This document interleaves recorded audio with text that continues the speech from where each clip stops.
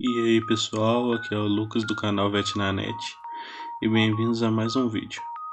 Na aula de hoje de patologia geral, a gente vai falar sobre a parte da inflamação, que é o reparo. Lembrando que a aula é toda baseada nos livros Patologia Geral Veterinária Aplicada, do Warner, Patologia de Bogliolo e Patologia Bases Patológicas das Doenças de Robson-Coulter.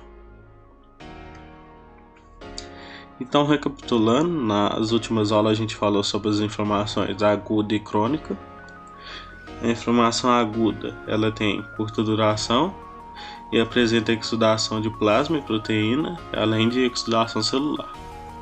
E na crônica, a gente tem duração prolongada, exudação celular, destruição celular e tentativa de reparo, que é o que a gente vai falar hoje. O reparo, ele apresenta fenômenos resolutivos ou reparativos de reposição de tecidos e células lesionadas ou que estavam em estado necrótico por elementos sadios. E nele pode ocorrer epitelialização, que é o reparo do epitélio adjacente, regeneração, que é no parênquima adjacente, e cicatrização, que é do estroma. A resolução completa é o reparo com células do parênquima e tem reconstituição da integridade anatômica e funcional sem modificação na relação parênquima-estroma.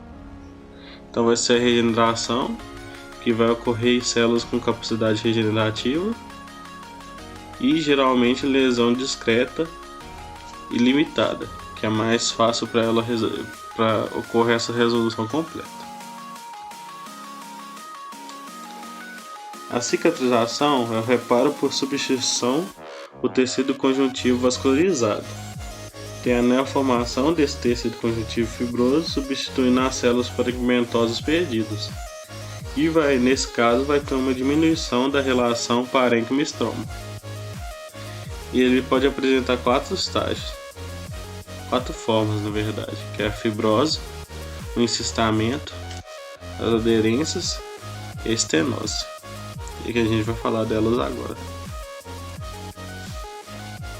A fibrose vai acontecer em tecido que não regenera e em caso de lesão extensa, que vai ser a substituição por tecido conjuntivo fibroso, como vocês podem ver nessa imagem, onde tem fibrose pulmonar difusa. O encistamento vai ser a formação de um cisto com a cápsula de tecido conjuntivo fibroso ao redor da área lesionada, para impedir que essa lesão se espalhe pelo tecido. As aderências são pontes de tecido conjuntivo fibroso que unem regiões ou órgãos adjacentes. E essa formação dessa aderência pode dificultar o movimento e causar encarceramento de órgãos, que podem trazer muitas consequências para o indivíduo. E por último, temos a estenose, que é a redução do lúmen, geralmente ocorre em órgãos tubulares, onde vai ter o acúmulo de uma fibrose nesse órgão que vai reduzir o lúmen desse órgão. E quais são os fatores que influenciam o reparo? São o tipo celular acometido, os fatores locais e os fatores sistêmicos, que a gente vai falar agora. Os tipos celulares que vai interferir nesse reparo são os tipos lábeis, que tem a regeneração comum, que são células que estão em constante divisão, como células da pele, por exemplo. Também temos as células estáveis, que têm uma regeneração possível, que eles se mantêm numa fase estacionária, mas podem retornar ao ciclo da multiplicação celular. As perenes, que não respondem a estímulos de realizar ciclo celular, então nesse caso, nessas células vai acontecer cicatrização. E quanto mais específico especializado o tecido, menos regenerativo ele vai ser. Também temos as células-tronco, que são as células capazes de se diferenciar em diferentes tipos celulares, que são as totipotentes. Os fatores locais são o tipo de inflamação. Então, por exemplo, quanto mais durar um processo inflamatório, menos vai ser a possibilidade de regeneração. O grau de destruição. Então, se tiver muita destruição celular, vai ter menos regeneração e mais cicatrização. Porque quando tem a lise do estroma, é difícil ter a regeneração, porque o estroma é um guia para essa regeneração. Outro fator é a irrigação, que é isquemia local ou alterações hemodinâmicas. Então, quando tem menor perfusão, vai ter menos regeneração e cicatrização. Vai ser dificultado esse processo. E aí a presença de agentes estranhos. Infecções de corpo estranho vai gerar menos chance de regeneração e complica a cicatrização. Então pode causar uma cicatrização errada do tecido. E os fatores sistêmicos, a gente vai citar alguns, que é, primeiro, a diabetes, que vai causar uma cicatrização deficiente devido a lesões vasculares, que vão causar hipóxia, lesões nervosas, que vão reduzir os estímulos, e proteínas hipoglicadas, que são pró-inflamatórios. Também são fatores sistêmicos os corticosteroides e os quimioterápicos, que interferem em todas as fases da inflamação. Também fatores como a desnutrição, que você vai ter menos nutrientes para fazer esse reparo, e a senilidade, que também, com o passar da idade, vai ficando mais difícil fazer esse reparo. E quais são os mediadores do reparo? São hormônios estimuladores, como progesterona, estrógenos, que vão, como o próprio nome diz, estimular esse reparo. Fatores de crescimento, que vai estimular o crescimento do tecido, como insulina, fibro elástico, epidérmico, entre outros. Fatores inibitórios, que podem inibir esse reparo, como TGF-beta, esteroides, e principalmente o gradiente de pressão, que é o que vai fazer com que os mediadores atinjam o tecido.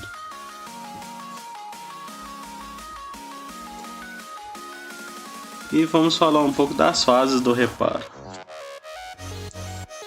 A gente tem 4 fases desse reparo, que é a inflamação, que é quando tem a homeostasia, os mediadores, neutrófilos e macrófagos, mediadores para fibroblastos, que vão ser muito importantes nessa regeneração, nesse reparo desse tecido.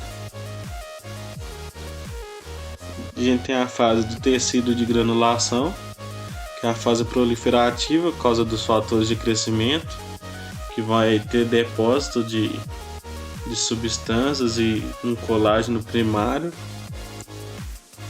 para fechar essa lesão. Depois tem a contração da ferida realizada pelos fibroblastos, que vão puxar a ferida para fechar ela, que é a fase de remodelação e que tem mais síntese de colágeno. E depois temos o acúmulo de colágeno e a remodelação, que leva geralmente de 30 a 35 dias e o tecido vai ficar mais resistente do que ele era antes da lesão. E falando no tecido de granulação, é importante lembrar que ele tem bastante fibroplasia e angiogênese. E ele ainda é associado ao processo da inflamação quando ele ocorre.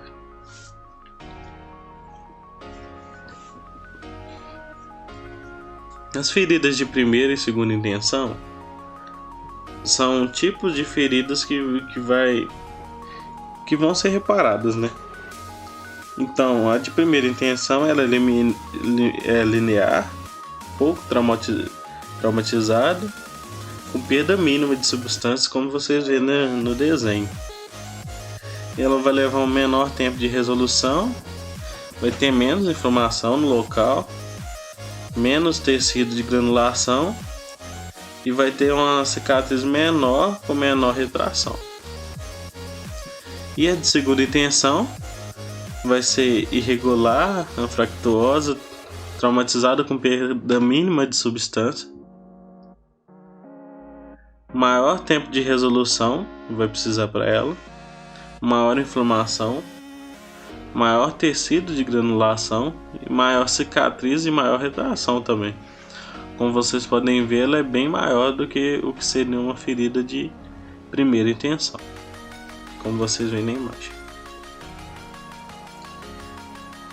E vamos falar um pouco do reparo patológico. Temos duas formas desse reparo patológico: a regeneração e fibrose que ocorre de forma normal, como é o caso da cirrose hepática, que o estroma está seriamente agredido, aí ele não se organiza em tempo hábil para poder guiar o processo.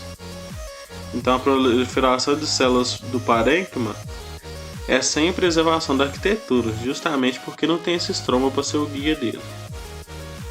Aí vai ter substituição por tecido conjuntivo e perda funcional que pode gerar insuficiência hepática.